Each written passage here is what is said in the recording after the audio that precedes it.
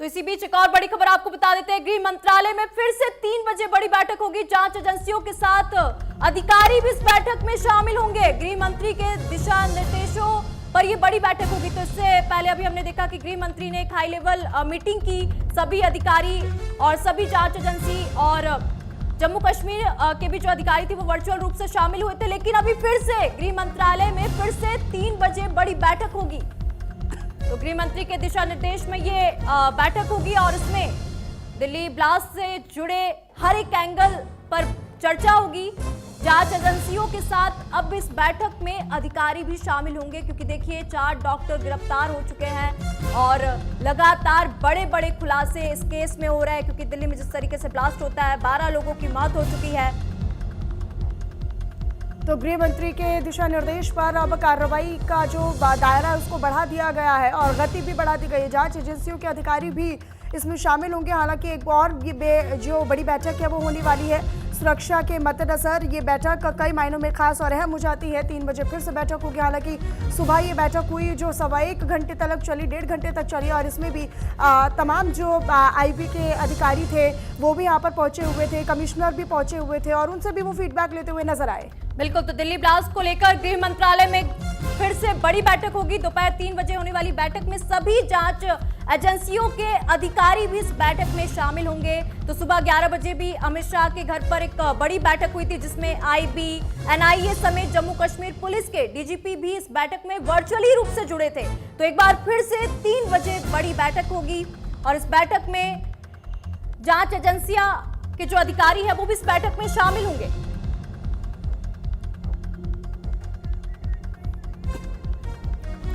और इसी पर अधिक जानकारी के साथ पंकज मानखेड़े मेरे साथ मेरे सहयोगी जुड़े हुए हैं। पंकज, एक और बैठक होने वाली है, सुरक्षा के लिहाज से बहुत महत्वपूर्ण बैठक है। बिल्कुल, बेशक मनीषा, आपसे कुछ देर बाद 3 बजे के आसपास गृह मंत्रालय में एक महत्वपूर्ण बैठक होनी है। इस बैठक में तमाम जो वरिष्ठ अधिकारी हैं गृह मंत्रालय से रिलेटेड, चाहे एनआईए चीफ हो या इसके अलावा रॉ के चीफ हो या आईबी चीफ हो, दिल्ली पुलिस कमिश्नर, ये तमाम अधिकारी इस बैठक में मौजूद रहेंगे। और बताया जा रहा है 3 बजे के आसपास ये बैठक होगी और गृह मंत्रालय में ये बैठक होगी। गृह मंत्री अमित शाह की अध्यक्षता में ये बैठक होगी। इसके पहले भी एक बैठक हुई थी जो 11 बजे के आसपास एक बैठक हुई थी। उस बैठक में तमाम जो अधिकारी हैं, चाहे वो एनआईए चीफ हो, एनएसजी के चीफ हो या इसके अलावा दिल्ली पुलिस कमिश्नर हो, ये तमाम लोग, इसके अलावा जम्मू कश्मीर के जो कमिश्नर हैं वो भी इस बैठक में, डीजीपी माफी जाऊंगा, वो भी इस बैठक में वर्चुअली जुड़े हुए थे। अब करीबन 3 बजे के आसपास एक महत्वपूर्ण बैठक है और माना जा रहा है कि इस बैठक में जो तमाम जो रिपोर्ट है वो पेश की जाएगी। और दूसरी तरफ मैं लाल किले के सामने ही मौजूद हूँ जहाँ पे ये वारदात घटना हुई थी और तस्वीरों में आप देखिए इधर लगातार जो है दिल्ली पुलिस की क्राइम ब्रांच की टीम है वो यहाँ पहुंची हुई, लगातार जो है यहाँ पे तमाम सबूत जुगाड़ किया जा रहा है। और लगातार अगर मैं बात करूँ दूसरी तरफ, तो वो सामने का जो एरिया है जहाँ पे ये घटना हुई थी वो मौजूद, वहाँ पे तमाम अधिकारी मौजूद है। और दूसरी तरफ इधर देखिए आप, जो दिगंबर जैन लाल मंदिर है उसके सामने जो तमाम जो अवशेष हों या तो कहा जाए कि जो ब्लास्ट हुआ था उसके बाद जो गाड़ियों की प्रक्षेपण है वो तमाम चीज़ें यहाँ गिरे हुए हैं, वो जुटाने की कोशिश जो है वो दिल्ली पुलिस करती नजर आ रही है। तो कहने की महत्वपूर्ण लगातार जो बैठकें हैं वो कल देर रात से लगातार बैठकें चल रही हैं। आज भी करीबन 3 बजे भी एक महत्वपूर्ण बैठक होनी है। 4 डॉक्टरों की यहाँ पे गिरफ्तारी हो चुकी है और सलमान ने जिसको कार बेची थी, यानी कि तारिक भी अब जम्मू कश्मीर पुलिस की गिरफ्त में। और क्या बड़े खुलासे हुए इस पूरे केस में, पंकज? देखिए, आतंकवादी जो मॉड्यूल है उसकी जांच लगातार जारी है और उसको लेकर एक चौथी बड़ी गिरफ्तारी हुई है। डॉक्टर सज्जाद अहमद माला की गिरफ्तारी हुई है, जिसको बताया जा रहा है कि पुलवामा से गिरफ्तार किया गया है। और इसको सबसे महत्वपूर्ण जो है, इसको उमर का दोस्त बताया जा रहा है और लगातार जो उसके फ़ोन नंबर है उसके थ्रू उसको ट्रैक किया गया और उसके बाद माला को गिरफ्तार किया गया। तो लगातार जो गिरफ्तारी है, चाहे उत्तर प्रदेश से गिरफ्तारी हो, दिल्ली से 2 गिरफ्तारी और एक, ठीक है, आप रहिएगा पंकज, आप रहिएगा मेरे साथ, मैं रुक करूंगी आपका। और जैसा कि आपने बताया, इसी से जुड़ी हुई एक और अपडेट है। दरअसल जांच एजेंसियों के अधिकारी भी इस बैठक में शामिल होंगे और ये बैठक थी दरअसल इसी बीच सबसे बड़ी ये जानकारी, जैसा कि आप जिक्र भी कर रहे थे, तो डॉक्टर सज्जाद अहमद माला को पुलिस ने गिरफ्तार कर लिया है, पुलिस ने पकड़ा है।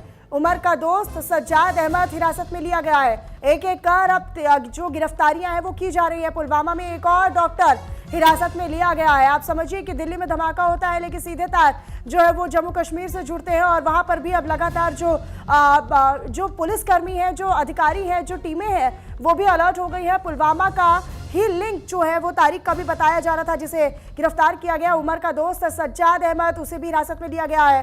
फिलहाल पूछताछ की जाएगी और पूरे नेटवर्क को अब जिस तरीके से डिकोड करने का काम तमाम अधिकारी और जांच एजेंसियां कर रही हैं। तो पुलवामा में एक और डॉक्टर हिरासत में है। पुलवामा से उमर का दोस्त डॉक्टर सज्जाद जो है गिरफ्तार हो चुका है। दिल्ली ब्लास्ट में एक और बड़ी गिरफ्तारी हुई है।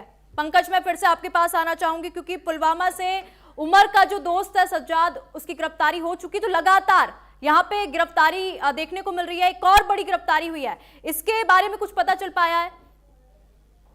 सज्जाद, डॉक्टर सज्जाद ये जो गिरफ्तार हुआ है। बिल्कुल बेशक, देखिए अब तक 4 गिरफ्तार बेशक बिल्कुल 4 गिरफ्तारी अब तक हुई हैं। सबसे पहली उमर की गिरफ्तार, माफी चाहूंगा, उमर के जो दोस्त है उसकी गिरफ्तारी, उसका सज्जाद माला जो पुलवामा में रहता है उसका दोस्त है, उसकी गिरफ्तारी होती है। और इसी तरह से उत्तर प्रदेश में भी तार जुड़े हुए, उत्तर प्रदेश से भी एक गिरफ्तारी होती है। और इसके अलावा कुल मिला के बताया जा रहा है 4 डॉक्टरों की गिरफ्तारी इस मामले को लेकर हुई है। और लगातार जो NIA की टीम हो या इसके अलावा जम्मू कश्मीर पुलिस और उत्तर प्रदेश और दिल्ली और हरियाणा पुलिस लगातार ज्वाइंट ऑपरेशन कर रहे हैं और अलग अलग ठिकानों पर सर्च ऑपरेशन भी करते नजर आ रहे हैं। तो कहीं ना कहीं दिल्ली पुलिस लगातार उन तमाम ठिकानों पर सर्च ऑपरेशन भी कर रही है जहां से उमर के आसपास रुकने या रहने या उसके लोगों से मिलने के जो सबूत है वो मिलते जा रहे हैं। वहां लगातार जो है सर्च ऑपरेशन किया जा रहा है और वहां से लगातार सबूत जो है इकट्ठे किए जा रहे हैं। उसके अलावा जो उसका कॉन्टेक्ट नंबर था उसके थ्रू, उसका CDR जो मोबाइल नंबर के थ्रू है वो भी निकालने का जो प्रयास है वो किया जा रहा है। उसके थ्रू जो है और भी तमाम जगहों पर जो है छापेमारी जो लगातार जो है की जाएगी। हाँ, पंकज, क्या जानकारी है? सज्जाद अहमद को गिरफ्तार किया गया है, क्या भूमिका इसकी रही? कहां कहां पर नेटवर्क फैला हुआ है? क्या जानकारी अभी तक आपके पास?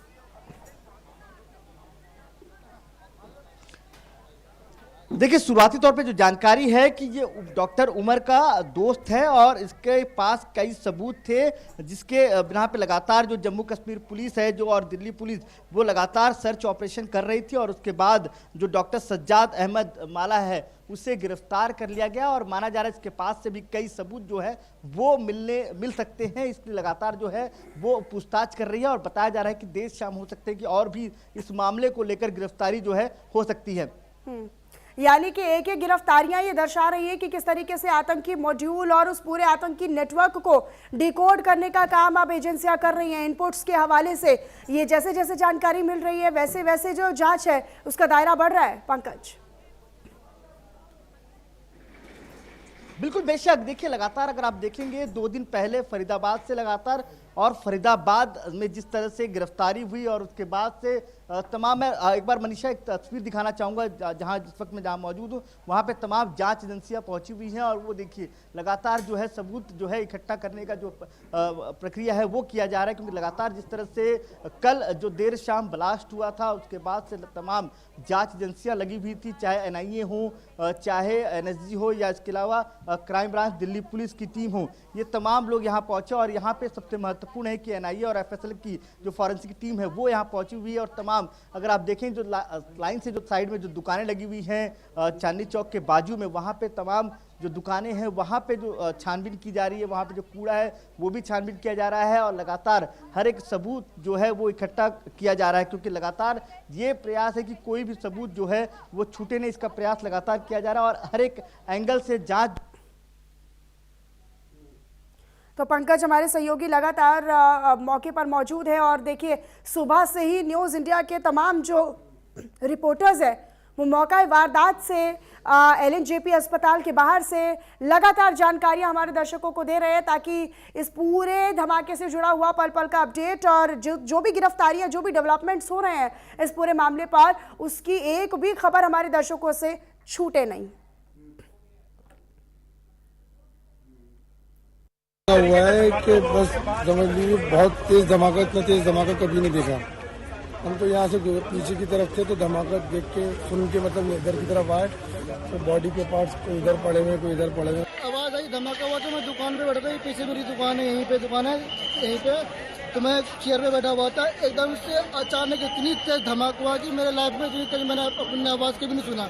धमाके के दहल पे मैं 3 बार गिरा हूँ, उठाऊँ फिर गिरा हूँ, उठा से धरती फटने वाला है, इतनी तेज धमाका हुई है। ठीक है, तो मैं दुकान छोड़ करके एकदम से भागा। मेरे साथ भी बहुत सारी पब्लिक भागी, एक पे एक पब्लिक गिर रही थी। उस टाइम ऐसा लग रहा था कि हम कुछ पल में दूसरा धमाका हुआ था, हम मरने वाले हैं। तो यहाँ पर मैं शूट करने आई थी और 6:45 बजे का समय था, जो लगभग 6:45 बजे एकदम से धमाके की आवाज़ आई। यहाँ पर एकदम से लगभग 17 गाड़ियाँ जो हमने देखी, 17 गाड़ियाँ जो है एकदम फट के आगे, एकदम से एक अलग ही वो मंजर था, दिल दहलाने वाला वो मंजर था। जो यहाँ पर 17 गाड़ियों में आग लगी, बम फटे, 1 बार नहीं, 2 बार नहीं, 3 बार नहीं, 4 बार बम फटे। पहले तो एक ऐसा धमाका हुआ जिसने पूरे चांदनी चौक को हिलाकर रख दिया। और लेकिन एक बात तो कहना चाहूँगी, पुलिस प्रशासन जो था यहाँ पर तैनात था, उन्होंने हालात को काबू करने की पूरी कोशिश करी। कैसे हुआ था? तगड़ा धमाके की आवाज़ आई थी, बस के बाद क्या हुआ, चारों तरफ लाशी बोटिंग पड़ी है सब जगह। तकरीबन कितने लोग उस समय कुछ अंदाजा नहीं है, 4-5 गाड़ी हैं, वैसा कुछ पता नहीं। सर हम वहाँ फिर आगे गए नहीं, इसलिए हम फ़ौरन इधर ही दूरी खड़े हो गए। यहाँ पे हमने देखा, सबसे पहले हमने फेफड़ा देखा, वहाँ पड़ा, हमने लगा कि ऐसी होगा। फिर हमने सर को यहाँ पे SHO को बताया हमने कि यहाँ पे सर ये गोश्त पड़ा हुआ है यहाँ पर। उसके बाद हमें लगा कि ऐसी होगा गोश्त, लेकिन उसके बाद फिर हमने हाथ देखा, हम तो खुद शॉक्ड हो गए कि मतलब बयान नहीं कर सकते इस चीज़ को। ऐसा हम लोग अपनी यहाँ एम्बुलेंस लेके बैठे हुए थे, हम प्राइवेट एम्बुलेंस वाले हैं। एक धमाके की आवाज़ आई, हमें लगा कुछ विस्फोट हुआ है। तो इतने में हमारी बीट इंचार्ज जो हैं पुलिस वाले, उन्होंने कहा भाई ऐसे ऐसे लाल किले पे हादसा हो गया, आप लोग अपनी एम्बुलेंस लेके वहाँ पहुँच जाओ। हम 7-8 एम्बुलेंसें यहाँ से लाल किले पहुँच गए। वहाँ जाके देखा तो कुछ गाड़ियाँ फटी हुई थी, आग लगी हुई थी, उसमें पुलिस वाले पानी से बुझा रहे थे उसको। और वहाँ 3 बॉडियाँ डेड थी, एक बंदा जिंदा था जिसे हम लेकर LNJP आ गए। हमारे सामने जो आए वो 4 जने, एक जिंदा 3 मरे हुए। भाई मेरे आगे गाड़ी चल रही थी, कार कम से कम 1-2 फुट की दूरी पे थी, उसकी गाड़ी में बम फटा, जाने क्या था वो फटा था। कौन सी गाड़ी थी? एसेंट थी, जाने स्विफ्ट डिजायर थी। अभी क्या कह सकते हैं सर, अभी तो दुख से ही नहीं उभर पाए, तो क्या कहेंगे। अब किसी का दुश्मनी तो थी नहीं जो मैं किसी को कोई कंप्लेंट लिखवाने जाए, कुछ करने जाए, क्या करें। वो एक ही बेटा था और एक बिटिया मेरी। ये 7 बजे की हादसा है, ये 7 बजे, और मैं कश्मीरी गेट से आ रहा था, तो हल्की हल्की जाम चल रहा था, पर भीड़ भी बहुत थी। तो एक संग हुआ है ब्लास्ट, मैं भी सर गाड़ी पर से उतर के नीचे गिर गया था। मैं भी कम से कम 5 मिनट बाद उठा हूँ, मुझे भी होश आया 5 मिनट बाद। जब तक देखा तो बहुत तगड़ा हुआ सर। समथिंग 6:55 के आसपास की बात है सर। गाड़ी जाम में धीरे धीरे चल रही थी, एकदम ही इतना ब्लास्ट हुआ कि मेरा आगे फ्रंट शीशा निकल के सामने की गाड़ियों में गया और मैं उड़ गया एकदम। मेरा सीट बेल्ट भी हो गया एकदम, और मेरे यहाँ पे अभी कमर में दर्द है मुझे, और ये नहीं पता कैसे हुआ ब्लास्ट। ऐसा लगा जैसे गाड़ी फट गई।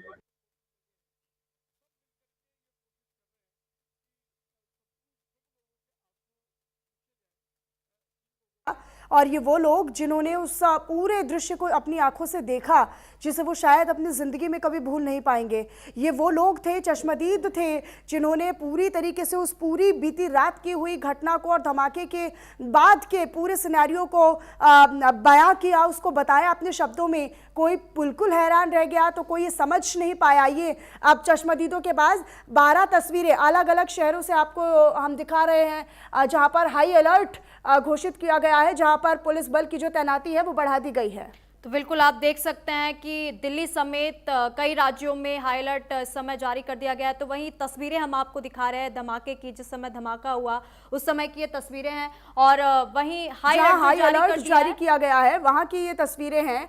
कोलकाता की तस्वीर है, मुंबई की तस्वीर है, गाजियाबाद में भी, नोएडा में भी, ये तमाम, अहमदाबाद में, लखनऊ में, मुंबई में, ये वो तमाम शहर हैं जहाँ पर दिल्ली में हुए धमाके के बाद हाई अलर्ट जारी किया गया है। तो आप देख सकते हैं दिल्ली समेत कई राज्यों में इस समय हाई अलर्ट जारी कर दिया गया है। चप्पे चप्पे पर पुलिस की पैनी नजर बनी हुई है और लगातार पुलिस प्रशासन लोगों से अपील कर रहा है, अगर कुछ भी संदिग्ध मिलता है तो तुरंत इसकी सूचना पुलिस को दे। तो अलग अलग जगह से हम आपको तस्वीरें दिखा रहे हैं। तस्वीरें आप देख सकते हैं जहां पे अलग अलग राज्यों में सभी जगह हाई अलर्ट जारी कर दिया गया और खासकर भीड़ भाड़ वाले इलाकों में हाई अलर्ट जारी कर दिया गया है। तो वही दिल्ली धमाके पर फॉरेंसिक की टीम घटनास्थल पर बारीकी से जांच करती हुई नजर आ रही है। तस्वीरें हम आपको दिखा रहे हैं जहां पे एफएसएल की टीम जो है, जहां पे ये पूरा घटनाक्रम हुआ था, वहां पर पहुंची और बारीकी से हर एक पहलू पर जांच करती हुई नजर आ रही है। तस्वीरें हम आपको दिखा रहे हैं और ये जो व्हाइट कोट में जो लोग हैं, ये जो व्हाइट कोट में शख्स पहुंचे हुए हैं, ये वो उस टीम का हिस्सा है। यहाँ पर हालांकि सुरक्षा के मद्देनजर अगर हम बात करें तो सीआरपीएफ को भी अब लगा दिया गया है और अभी फिलहाल उनको भी तैनात किया गया है ताकि वो सिक्योरिटी इन्हांस कर पाए, यानी कि सुरक्षा का दायरा बढ़ा सके और फिर और भी जो सुरक्षा कर्मी उनकी तैनाती की जाए। फिलहाल ये जो आपको ओवरकोट, व्हाइट कलर के ओवरकोट में नजर आ रहे हैं, ये वही अधिकारी हैं, ये वही लोग हैं, उस टीम का हिस्सा लोग हैं ये, जो कि टीम जो फॉरेंसिक टीम वहाँ पर पहुंची हुई है और लगातार साक्ष्यों को जुटाने का प्रयास किया जा रहा है अलग अलग माध्यमों से। हालांकि ड्रोन से भी कुछ पैनी नजर रखी जा रही है और वहाँ से भी साक्ष्यों को जुटाने का प्रयास किया जा रहा है ड्रोन की मदद से। जहाँ पर कोई इलाका रह गया हो, कोई कोना ऐसा रह गया हो या फिर कुछ ऐसा रह गया हो जो फिलहाल ज़मीनी स्तर पर मौजूद अधिकारी ना देख पा रहे हों, तो उनको ड्रोन की नज़रिए से देखने का प्रयास भी किया जा रहा है ताकि किसी सबूत से पीछे ना रहा जा सके। तो ये जो अधिकारियों की टीम है वो भी पहुंची हुई है और यहाँ पर देखिए पूरी तरीके से बारीकी से जांच की जा रही है। इतने सारे लोगों की टीम धीरे धीरे कर आगे बढ़ रही है और अपनी पूरी पैनी निगाहों के साथ एक एक सबूत को, एक कांच के टुकड़े जितना अगर सबूत भी मिल रहा है तो उसको भी कलेक्ट करना यहाँ पर बहुत जरूरी है। और ये एक बड़ा धमाका है मुंबई हमले के बाद दिल्ली का हमला, जो कहीं ना कहीं अब भूला नहीं जाएगा। बिल्कुल, ये वो हादसा है जिसने दिल्ली की धड़कनें रोक दी। लाल किले के पास धमाका होता है जिसने ना सिर्फ दिल्ली बल्कि पूरे देश को हिलाकर रख दिया।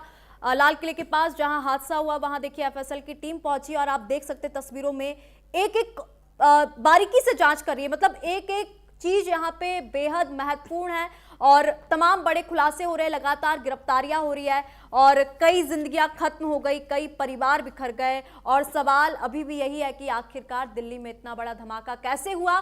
लगातार जांच एजेंसियां इस पूरे मामले की जांच पड़ताल कर रही है। हालांकि आप देख पा रहे हैं कि उस पूरे इलाके को फिलहाल तो नो एंटर जोन घोषित किया गया है। यहाँ पर सामान्य लोगों की कोई आवाजाही नहीं है। फिलहाल बैरिकेडिंग लगा दी गई है दूर दूर तक दोनों तरफ से और जो व्हाइट कलर के आप पर्दे भी देख रहे हैं, जो फेंसिंग भी देख रहे हैं, वो इसीलिए है ताकि यहाँ पर सबूतों से किसी प्रकार की कोई छेड़छाड़ ना होने पाए। हालांकि टीमें वहाँ पर लगातार पहुँची हुई हैं, एक दूसरे के साथ समन्वय बनाकर काम किया जा रहा है। तमाम अधिकारी वहाँ पर पहुँचे हुए हैं, चाहे एफएसएल की टीम हो या फिर जांच टीम हो, पुलिस बल की तैनाती हो, ये आपस में समन्वय बनाकर या एक दूसरे के साथ कोऑर्डिनेशन करके जाँच पड़ताल को आगे बढ़ाया जा रहा है। हालांकि दिल्ली में घटनास्थल पर इस तरह की जाँच जारी है जिसको पूरी तरीके से फिलहाल तो नो एंटर जोन घोषित किया गया है। सामान्य तौर पर यहां पर पूरी तरीके से आवागमन बंद है। अधिकारी जो है वो पैनी नजर के साथ साक्ष्य जुटाने का प्रयास कर रहे हैं और इसी बीच